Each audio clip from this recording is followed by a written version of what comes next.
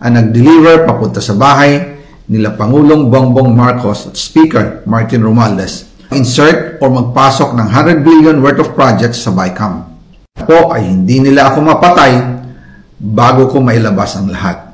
Ako lang ang utos sa akin. Pero ngayon, handa na akong harapin ang lahat. Ang buong resources ng bansa para tumahimik ako. Shoot me if I will talk. Ako bilang panakipbutas sa kanilang kampanya laban sa korupsyon. Ako mananahimik, ilalabas ko ang lahat ng katotohanan. May resibo, may ebidensya, at may pangalan. Para sa bawat Pilipino. Alam ko na buo ang galit ninyo sa akin ngayon. Nauunawaan ko rin kung bakit. Lalo na at malaki ang halagang nakataya. Pero bago kayo humusga, hayaan ninyong ipaliwanag ko ang buong katotohanan. Matagal akong hindi nagsalita dahil may direktang utos sa akin. Huwag nang bumalik ng Pilipinas at manahimik na lamang. Umalis ako noong July 19, 2025 para sa aking medical check-up. Nakaplanong bumalik pagkatapos ng SONA ni Pangulo. Pero habang papauwi na ako, tinawagan ako ni dating Speaker Martin Romualdez at sinabihan, "Stay out of the country. You will be well taken care of as instructed by the President." Noon naniniwala pa ako sa kanila, kaya't hindi ako bumalik. Tumikom ang aking bibig, sumunod ako, pero ang hindi ko alam, ang ibig pala nilang sabihin sa aalagaan ka namin ay gagamitin ako bilang panakipbutas sa kanilang kampanya laban sa korupsyon. Ginawa nila akong poster boy ng kanilang sariling kasinungalingan.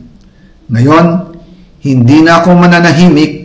Ilalabas ko ang lahat ng katotohanan. May resibo, may ebidensya, at may pangalan. Nagsimula ito nung tumawag si Sekmina Pangandaman sa akin nung nag-umpisa ang BICAM process last year, 2024. Ang sabi niya, katatapos lang ng meeting nila ni Pangulo at may instructions na mag-insert o magpasok ng 100 billion worth of projects sa BICAM. At sinabi pa ni Sekmina, you can confirm with Yusek Adrian Bersamin dahil magkasama sila sa meeting ni Pangulong BBM noong araw na yon. Tinawagan ko po agad si Yusek Adrian Bersamin at tinanong ko kung may instruction nga ba ang Pangulo na magpasok ng 100 billion during their meeting. Ang sabi niya ay totoo nga po.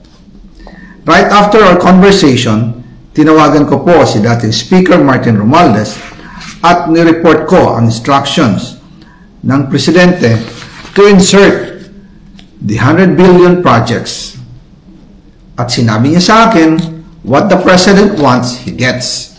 After ng ilang araw, nag-set po ng meeting si Sekmina Pangandaman at Yusek Adrian Bersamin sa amin ni dating Speaker Martin Romualdez sa Aguado Building in front of Gate 4 ng Malacanang at nandun din po si Yusek Jojo Cadiz.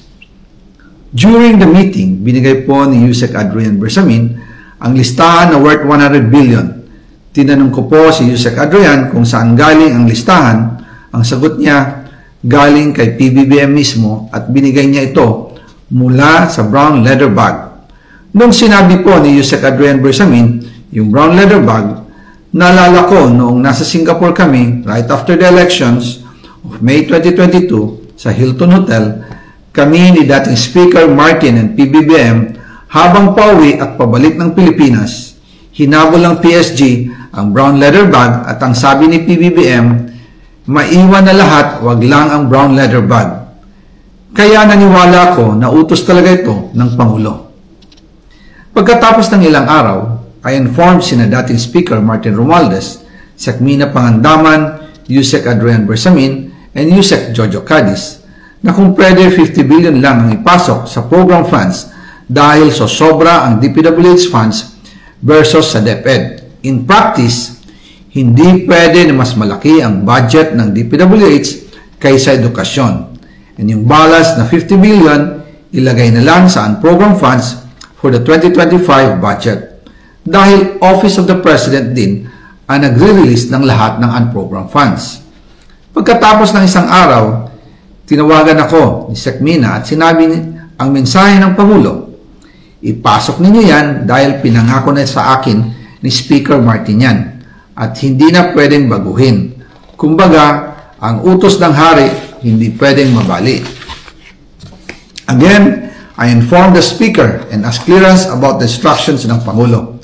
At ang sabi niya, wala tayong magagawa.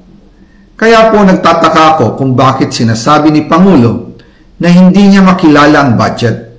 Samantalang lahat na binawas at dinagdag sa mga ahensya ng gobyerno ay humihingi ng approval sa kanya si Sec. Mina Pangandaman.